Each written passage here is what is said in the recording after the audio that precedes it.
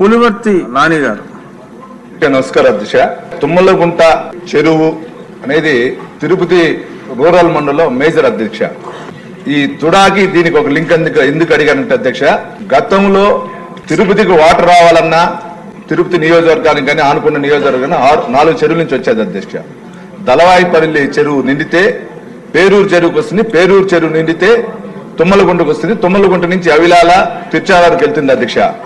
అటువంటి చెరువుని సుందరీకరణ పేరుతో గతంలో ఉన్నటువంటి ఎమ్మెల్యే అతని సొంత డబ్బులాగా తుడా నిధులు మళ్లించడం జరిగింది అధ్యక్ష. మన మినిస్టర్ గారు సార్ చెప్పిన విధంగా 39 కోట్లు కాదు అధ్యక్ష, సుమారు 60 కోట్లు దీనికి పెట్టారు అధ్యక్ష. ఈ 60 కోట్లు పెట్టిన దానికి డెవలప్మెంట్ మేము ఎక్కడ అడ్డు మాట్లాడలేదు అధ్యక్ష. ఒక తుమ్మలగుంట చెరువుకు ఉన్నటువంటి సరౌండింగ్ అన్ని చోట్ల అధ్యక్ష బిల్డింగ్లు ఎక్కువ ఉన్నాయి, కావాల్సినటువంటి తాగునీటి సౌకర్యం అక్కడ లేదు అధ్యక్ష. దీన్ని మూసిన దాని వల్ల ఈ రోజు తాగునీటికి చాలా ప్రాబ్లం ఉంది అధ్యక్ష.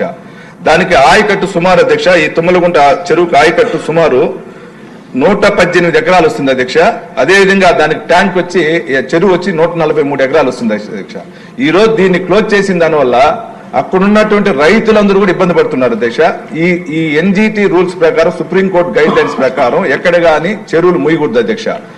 మంత్రి గారు, అదే సుప్రీంకోర్టు ఆర్డర్, ఎన్జిటి ఆర్డర్ ప్రకారం కొన్ని చేయకూడదు అవి చేశారు. దాని మీద యాక్షన్ తీసుకుంటానని సభ్యులు తెలియజేస్తున్నాను.